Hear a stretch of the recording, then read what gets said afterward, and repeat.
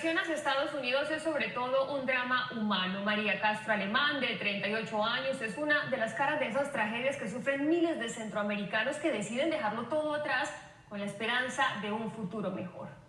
Esta salvadoreña está embarazada de 8 meses y viaja junto a su hijo de 3 años y una niña de 2.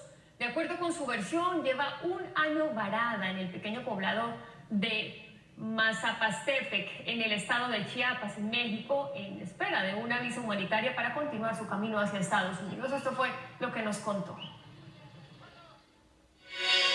Tener mis papeles mexicanos para poder viajar más arriba, más adelante, porque acá casi no se encuentra trabajo. Mucho menos en mi país, está peor, allá no hay trabajo, mucha delincuencia y pues no se puede vivir a gusto en mi país.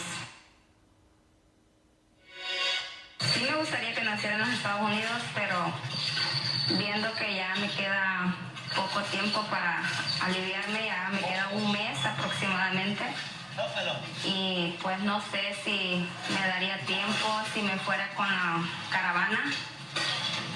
Pero si me ayudaran ellos a tener mis papeles antes, pues yo estoy dispuesta a irme con los de la caravana y que naciera mi bebé allá. Definitivamente el tema migratorio es un tema muy complejo, no solamente aquí en los Estados Unidos, es un tema que se está hablando en el mundo, el tema de estos tiempos. Y hoy precisamente el presidente Donald Trump visitará Calexico. Esta es una ciudad fronteriza en California y lo va a hacer en medio de la polvoreda que levantó por las amenazas, ahora aplazadas, de cerrar el paso entre Estados Unidos y México. Vamos a hablar sobre estos temas con Evelyn Pérez Verdi. Ella es consultora política latina de Integrated Communications and Research. Vamos a hablar sobre estos temas. Evelyn, gracias por estar con nosotros aquí en Café CNN. El gusto es mío siempre. Nos puso a hablar el presidente Donald Trump, el miedo, la amenaza, la ciudadanía, por supuesto, al lado y lado de la frontera, expectante sobre lo que iba a decir el presidente, pero dice, mire, vamos a esperar un añito a ver cómo lo hace México en el tema de migración y drogas, y luego vemos cómo se lee esto, Evelyn. Bueno, pues vamos a ver y pensar qué va a pasar en un año. En un año estamos a 18 meses de la elección 2020. Quiero recalcar algo que dijo uno de los contribuyentes aquí de CNN en Español y un gran asesor al hemisferio occidental, que es Dan Restrepo, y lo dijo anoche. Dijo, esto siempre va a ser el caso con el presidente, lo fue hace 4 años, lo seguirá haciendo hasta el día de la elección.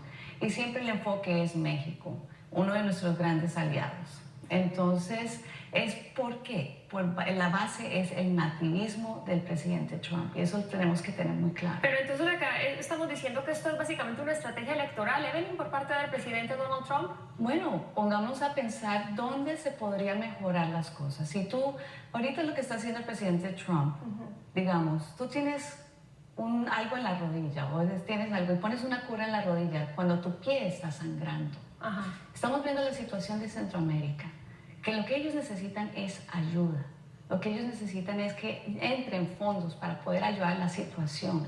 Un niño que le dan un balazo, como vimos una historia recientemente, un niño de 2 años, que camine aquí con su familia, o la historia que acabamos de oír, no son cosas que ellos quieren vivir. Ellos no quieren vivir aquí, ellos quieren tener las cosas que ellos deberían tener en su país. Bueno, yo creo que acá deberíamos mirar 2 cosas. La primera es, para ti no hay una emergencia real migratoria, porque ayer estaba escuchando y me llamó muchísimo la atención los testimonios del exsecretario del Departamento de Seguridad de la era Obama, y decía, realmente estoy muy preocupado por la situación migratoria, nunca habíamos tenido esta migración ilegal tan impresionante que estamos viviendo en estos tiempos. Ahí no estamos hablando de republicanos ni del presidente. No estamos hablando de republicanos ni demócratas, y la crisis real está donde nos debemos enfocar, es que no es un crimen pedir asilo político. Lo vimos vamos a hablar de la mamá de Óscar Pérez, el que murió en Venezuela, que tuvo que ir por asilo político por medio de México. Y el trato de la mamá de Óscar Pérez, venezolana, que ella ni siquiera podía llorar cuando estaba en la celda que la tenían o donde la tenían, eso es una crisis. ¿Quieres hablar de crisis? Hablemos de la crisis de que están deportando y siguen deportando a venezolanos a un lugar donde no hay nada. Eso es una crisis. Estamos rodeados de agua en los Estados Unidos.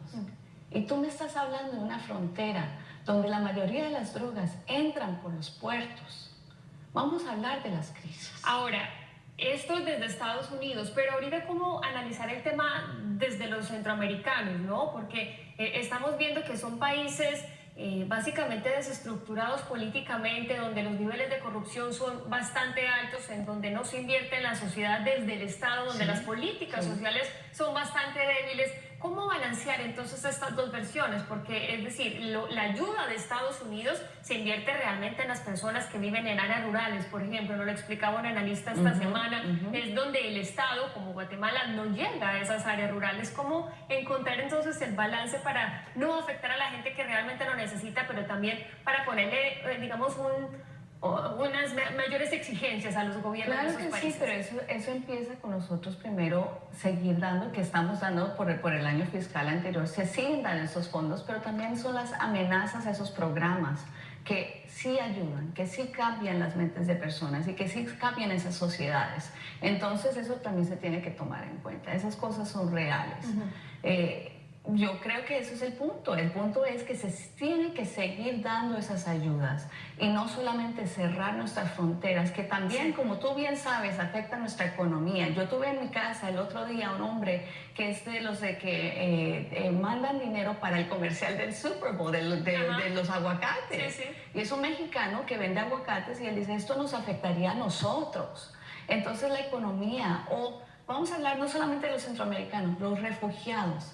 Ha bajado la cantidad de refugiados que nosotros aceptamos de 80,000 a 30,000. Sí, ha disminuido. De hecho, la migración ha disminuido en Estados Unidos. Finalmente, ¿cómo crees que va a parar esta semana? El presidente va a estar en California, va a estar también en Los Ángeles. ¿Qué viene para la próxima semana?